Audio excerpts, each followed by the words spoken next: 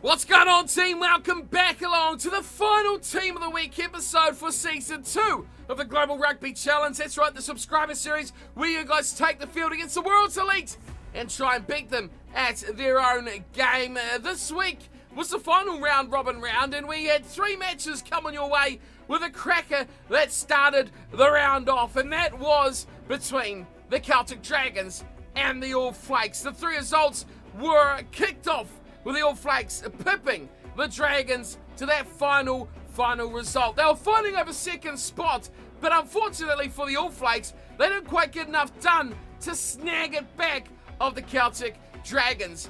Second in action were the Flakers, and they were up against Toulon. They made it look very difficult as well. Final result there only being 17-14. The boot proving the difference for the Flakers. And then finally, just a couple of days ago, we had the Guardians of the Crib in action for the final round-robin match of the season, where they disposed of a very two-sided match against the Scarlets, 24 points to 7.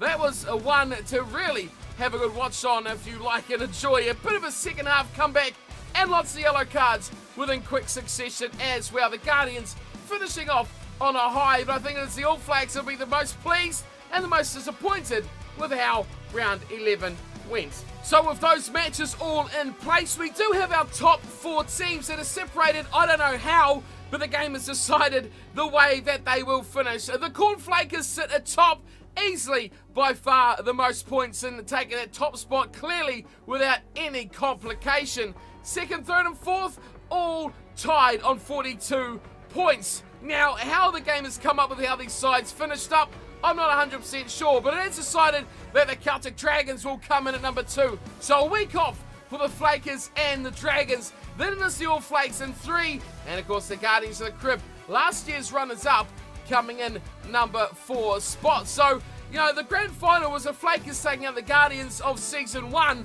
They have finished first and fourth. Contrast to what they did last season, but still very possible that those 2 sides could finish up in the final. So with that being said, we do have the quarterfinals / preliminary finals, whatever you want to call them, where third down to 6th will play off for the other 2 semi-final spots, which the Flakers and the Dragons already have sewn up. So we will see the All Flakes going up against Toulon and the Guardians of the Crib coming up against the Crusaders. And like I said, winner of those 2 games will go on to face the Flakers and the Dragons in the semi-finals. That is where the competition sits right now as we stand at the end of the round robin. It is knockout rugby, which has only got one thing to be, and that is absolutely epic. So throughout the season, let's take a look at who were the leaders throughout the regular year and see which of the players is going to take some of these early crowns as the best throughout the regular season. Of course, there will be a team this season which the ultimate crown will go to the leading try scorers and all that sort of stuff. This is almost, you know, a bit of a pre-final of these statistics to see if your guy is close enough to get himself in the running. But the way we've seen players score 4 or 5 tries in a game, who knows where they will end up. Right, try scorers. Let's have a look at the top 5 try scorers, and it is very, very, very close in this category. We have one man leading the way, and that is Thomas Barkley from the Cornflakers with 6 tries. He is equalled with Bogdan Ola from the Celtic Dragons, also on 6 tries. And then we have a bit of a log there with Nanukisi, Theo Clark, and Andrew Inch, all sitting on 5 tries. Yes, that's right, Andrew Inch, the fly half for the Dragons, sitting with 5 tries. Fantastic work there by the number 10.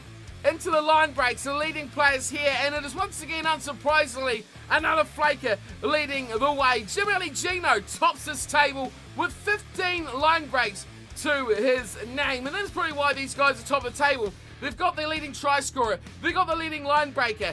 That is big, big things that you need to do to win games. Second to that, though, is Adam Fleetwood from the All Flakes with 11, and Liam Symes-Wells, his teammate, on 10, also from the All Flakes. We have Semo Coop on 9. So the All Flakes really are carving teams to ribbons, but are they finishing the job with none of their players in the top 5 for try scorers? Coming in at number 5 in the line breaks is an interesting one, isn't it? Luke de Normanville from the Guardians of the Crib. Yes, the big prop is doing the work out wide, picking up 9 line breaks and doing things his way, making it really count. He was tremendous in the last game as well, and you probably guess who will be starting in the number 1 jersey for the team of the week this round. On to the leading point scorers, and there's no change here. Don Butler really does have a bit of a monopoly on that number 1 spot with 80 points to his name, and he is only being chased by a big cluster of players. Owen Richards, 69. Andrew Inch, 67. Samo Coop, 65. Tell me, who is going to have the best of the finals? That is possibly who could take this out. But remember as well, interestingly enough, the way the format is done in the competition, it will be the All Flakes and the Guardians who technically have an extra game. Should they get through it unscathed, that is another 80 minutes performance that they could possibly use to get these players up the ladders. And when you got Don Butler already 11 points ahead, he could really take this chance to jump even further up the leaderboard.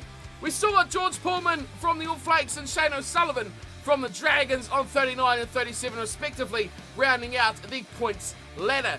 Okay, on to the final one, and the most interesting one, I think, the most successful tackles. Now, I say it every week, this is the category I added in because the forwards don't always score tries, and I mean, we want forwards to be like forwards. We don't want big players who are just as fast as the backs. We want big guys who just rumble. And I mean, I thought this would be an area where they could actually excel, but as it turns out, this is where the scrum halves like to make a name for themselves. The leading tackle makers, led by Ken Lynch from the Guardians of the Crib on 39. Second, Adam Conway from the Celtic Dragons on 38. Yes, that's right, 2 scrum halves leading the way in the most tackles. Nanu Kisi, a man who has played in the forwards at least from the Flakers, sits below them on 36. Alongside him, another scrum half, Richard Mokwa, / fullback though, give him a bit of credit, he does play around the rest of that backline. Akara Kamano, a man who is solely, predominantly in the pack, gets a nod there with 35, and alongside him is All Flakes teammate Christian Catley, also nudges up with 35 successful tackles. Okay, those guys are your leading statistic makers. They have the final series to make the move, to get the league to jump up to that top spot. If we have a look at the team this season and the champion statistical leaders, first, second and third, that's all we'll be looking at then: gold, silver and bronze. Let's get into the real action here though. It is time for Team of the Week, the final Team of the Week for round 11 of the Global Rugby Challenge. Okay team, it was an interesting Team of the Week for round 11 as well. It's pretty hard to make a lot of decisions as to where these players are going to fit in or who will take these roles, because there are a lot of players in a lot of positions that really did play great matches in this round. So it was a really good, high-skilled, high-paced round of the GRC. Let's have a look at who starts though. We'll start off with the front row like we always do. And of course, you know who's going to start on the loose head side. It will be Luke de Normanville from the Guardians of the Crib. Already talked about the fantastic game he had. But he'll be partnered by the 2 Flakers front rowers, James Hudson and Peter Matthews. Great game by the whole pack from the Flakers, but the way they looked at Normanville really did thunder around the field was exceptional. I'm going to give a bit of credit to a few other guys in the front row as well. Hookers, Mike Hunt, just about snuck in there with 1 and 2 going to the Guardians, and Luke Lambert from the All Flakes also had a good game. Afaseru for the props, and from the All Flakes, another fantastic game. And there's going to be a lot of All Flakes here as well, because they did pull out another fantastic sub-clash victory. Moving into the second row, and we're going to have starting at number 4, it is John Joseph, and his partner in crime will be the fantastic, amazing Caleb Cook. Yes, so the All Flakes second rowers are just on fire, and that is why Benjamin Grayson is being listed as my unlucky to miss out, alongside Josh Howard from the Guardians of the Crib, who also had a pretty decent matchup as well. But it's going to be hard to stop these guys from the All Flakes. You shut down their second row, you're going to shut down a lot of that forward momentum from the All Flakes. Into the back row, and another one that was pretty hard to pick as well. But starting on the blind side, once again we're going with a man who has dominated the back row in recent rounds. It's probably the second half, latter half of the competition. Dominic Jones from the Celtic Dragons has been brilliant. He'll be partnered by Kevin Marsh, who had the game of his life in the Guardians of the Crib victory over the Scarlets in the last game. And finally at number 8, will be from the All Flakes, Akahara Kamana, who seems to always, since round 1, have powerful matches. Again, there's a few players who were unlucky to miss out, and those guys go by the name of Francois Valentine from the Flakers, who I thought had a very good match as well, and Jordi De Rossi from the Dragons. Despite losing Jones, De Rossi, those guys really did stand up for the losing side.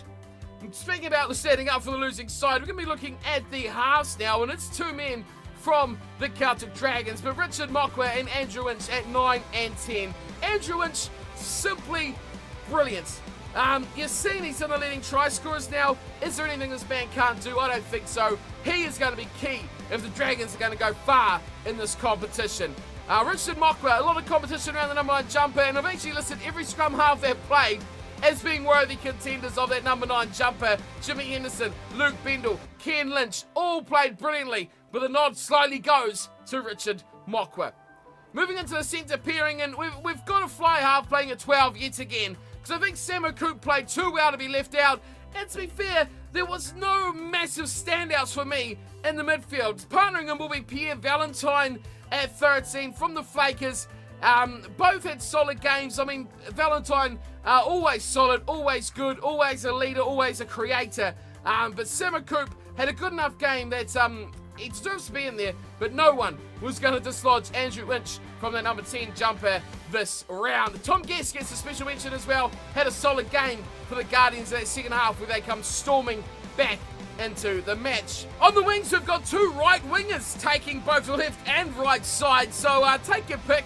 Either side for these 2 guys, but Elliot Malpass I'm going to name on the left side, and Christian Catley, yes, the All Flakes hero of the round, picking up 2 tries of the only 3 they scored in their victory over the Dragons. Catley was amazing. He's been decent throughout, but that game against the Dragons, he took it to the next level. Elliot Malpass as well. He's not your out-and-out speedster.